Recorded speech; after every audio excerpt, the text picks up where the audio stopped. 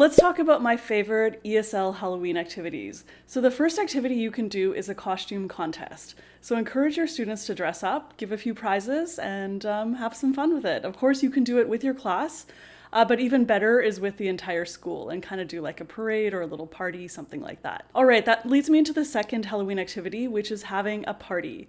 So there are a ton of games you can do, scary movies, music, food, snacks, that kind of thing. So if you're able to, have a Halloween party and get students to help you plan it, of course. The third one is trick or treating. So this is a fun one to do if students can go from classroom to classroom.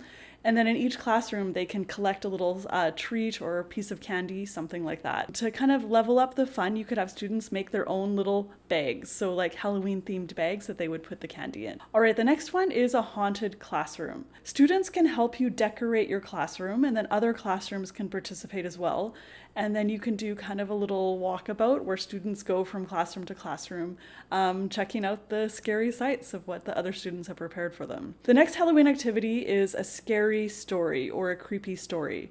So if you tell students, tell me a scary story, it's not going to be a great activity to do.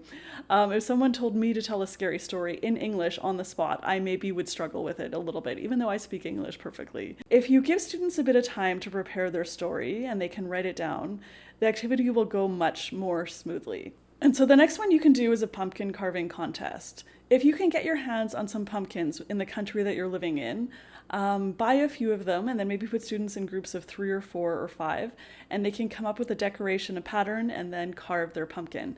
Better yet, make it a contest. The next one is charades or Pictionary.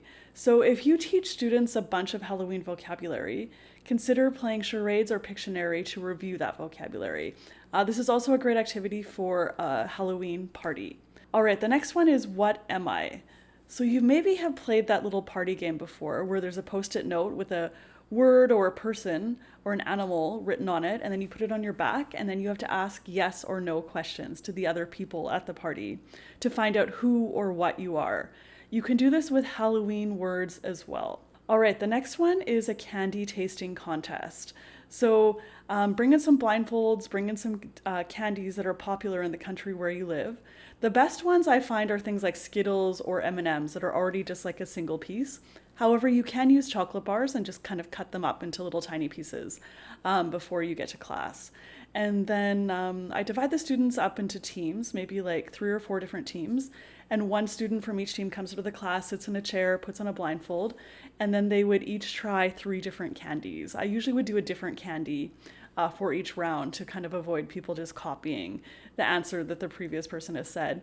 And if that person gets it correct, they get a point for their team. Then someone else from the other team, or then another person from each team comes up, and we just play as many rounds as you wish. Students have loved this activity, so be sure to give it a try. All right, the next one is guessing the pumpkin weight. So buy a big pumpkin, bring it into class, and then students have to submit a guess as to how much it weighs. And then on the day before Halloween or on Halloween, I'll reveal the weight, and the winner can take home that pumpkin if they want, or there can be another little prize, maybe like a little gift card to Starbucks or just whatever, something like that. Okay, so those are my top 10 ESL Halloween activities. If you like this video, please hit like, subscribe, and be sure to check out my book, 63 ESL Holiday Activities. Until next time, bye everybody.